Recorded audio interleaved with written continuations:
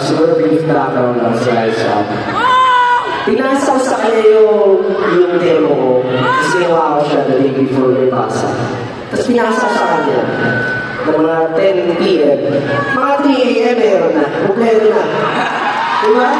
Meron muna daw. Sabi, grabe na bro. Tapos alam mo, kung hindi nyo matatama, isa si Mo talaga sa for me. Isa sa mga pinakamalagin sa industriya. Promise. Sobrang hindi sa akin, hindi mo nabibigay yung justice yung kasikatan ni Mo at ako na naman. Kaya maraming salamat mo. Gusto ko pa sabihin, bro. Siyempre, una sa lahat, gusto kong mag-thank you kay Lord kasi pinag-chance sa amin tayo lahat dito. Sa inyo lahat, at siyempre sa iyo kasi bigyan mo ko ng opportunity na malabas yung artistry and everything. Sobrang proud ko sa iyo dito sa concert mo. Wala akong masabi, nagulat ako. Grabe yung gawin tayo. Shout out sa writer. Sino writer ko? Writer? Sab?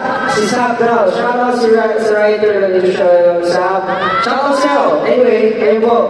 Sobrang, bro, thank you. Thank you so much. Ako sobrang opportunity for me para makakonap si Mo. So napaka-gem in the industry. So thank you so much, bro. For my power. Congrats. Wait lang, sabihin ko lang ako bago ko umalis. Mamayang gabi, may i-announce kami, surprise. Hindi ko rin gaganapin sa New Frontier Theater. Sa December yan, sana supportahan nyo. Maraming salamat, Diyos. Maraming salamat, brother. Good luck. Manonood ako sa inyo. Enjoy the night! Ayun.